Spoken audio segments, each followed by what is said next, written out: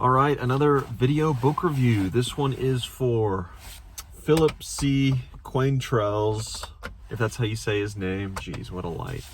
Rise of the Ranger. I've got some shadow on my face. That's just great. We'll get over it. Yeah, I started it because Mike's book review is doing that's what he's reading, and so it's kind of like a read along with him and anyone who else is reading. So I'm not like a part of a Discord or anything like that, but I do want to, make an excuse to read this book, which like the whole series is on for free on Kindle Unlimited. So I thought it'd be a good cost-effective thing to start. And I've been feeling like I haven't had a series, a high fantasy, classic fantasy kind of series to enjoy and read. So that's what, and I started that. That's what I did with Of Blood and Fire, the Ryan Cahill Bound and the Broken, right? That's what I tried with that, and those who might have seen that review or heard me talk about it, as I love to, I did not like Of Blood and Fire at all. So it was a surprise to me, a very good surprise, when I absolutely just had a blast with this book. It wasn't, the perfect book. It wasn't, the best thing ever, but it was like surprisingly excellent in what it did. It had, characters. A big thing that Blood and Fire threw me off with that I really don't like reading anymore is the farm boy, or the young kid or group of kids who are, the Wheel of Time, the Malice, right? Which I really, really enjoyed Malice, but it took me a while to get into that book because of it. And Of Blood and Fire did it's like much worse, so I couldn't read it. This one did not have that. It has like a 49-year-old seasoned ranger who's basically a witcher with assassin training. That's cool. Then you have another seasoned 10-year veteran of a lesser kind of witcher. Then you have a couple seasoned warrior women elf who are all on different areas of the world, mages, all this kind of stuff. And no one here is like, oh, I don't even know how to wield a sword, let me do sword training, let me do magic training. It's like, all right, the problems are bigger. The progression is different than just, let me learn how to survive in this world. They know how to survive in the world. So the problems are much more interesting and different, and the progression is more interesting and different. And so I'm not sitting there like, oh my God, let's look at the wonder of the world through this young person's eyes. I don't care. And because of that, the world is much more interesting now to me. I found myself actually looking at a map. I found myself looking at the map constantly because I was actually interested in the world, which just shocks me. And I love that because it's been so long since I've looked at a map and cared. And that's fantasy, right? So, and I love fantasy, but I've been reading these books and not looking at maps. I look at them right when I start, I'm like, whatever, I'm not looking at this again. But this one I do, and I continually look back to it. Anyways, just fantastic. The characters are all, as I mentioned, interesting, and they've been in this world a long time, and they all have it. The prologue was fantastic, really getting you into that and into your main character.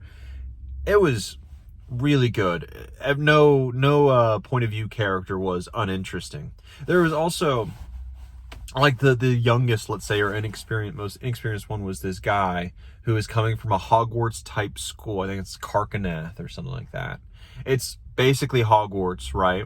But he is a 10th year student who is really good at combat magic, right? So when he is thrown into a situation, he's not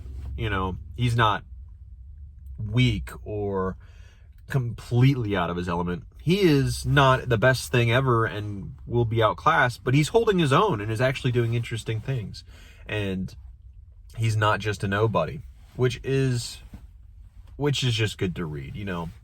I do like that. So really good reading on the characters, different for the high fantasy. The stumbling block that you really have to get through for a lot of this is skipped in a really nice way.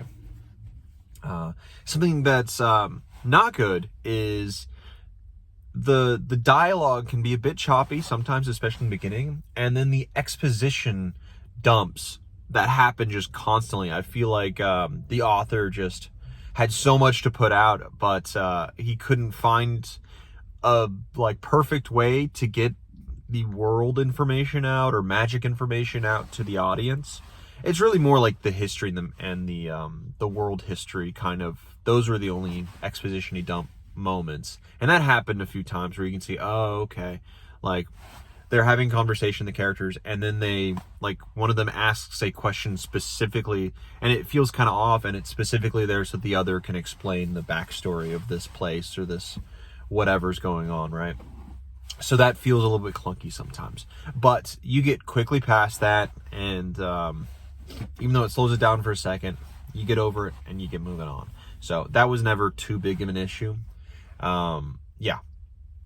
What I really, though, I enjoyed, I just finished Larry Correa's Son of the Black Sword, and what I enjoyed about that was the incredibly short chapters.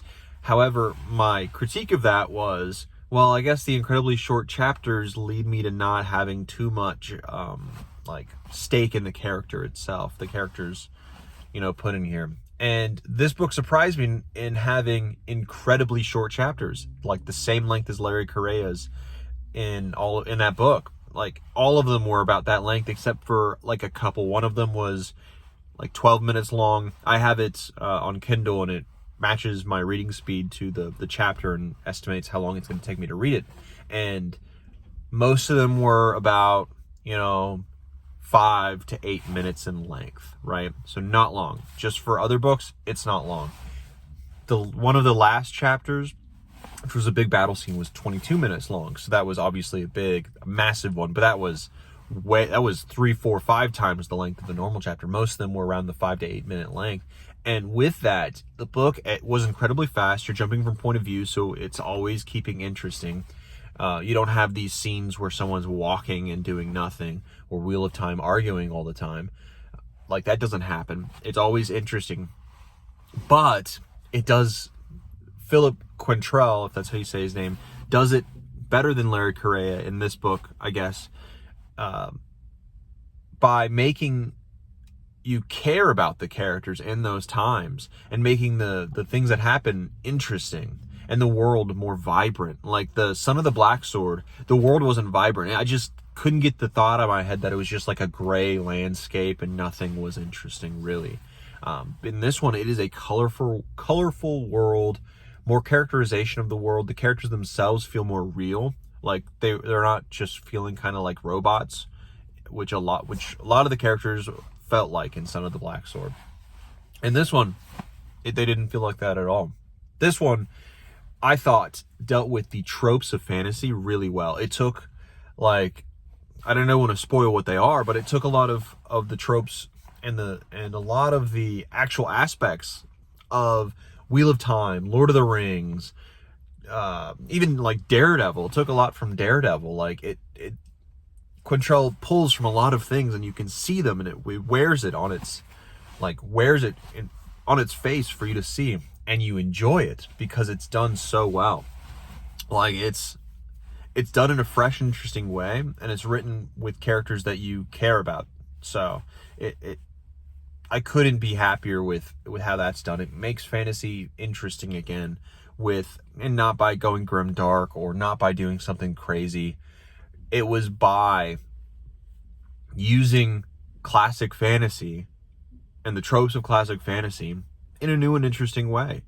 And sometimes in an old way, but you care. You care about it. And so I have nothing but really, really good things to say about this book. Really great way to start a series. It was action-packed throughout. There wasn't any boring first book stuff, really. There was a little bit of setup, but it honestly felt like I'm in a second or third book of a series with all the interesting, impactful things that are happening. And, it's not a crazy long book. It's 500 and some pages in length. So it's not sitting with you for weeks and weeks. The pacing makes it so you blast through it. It is an absolute joy of a read.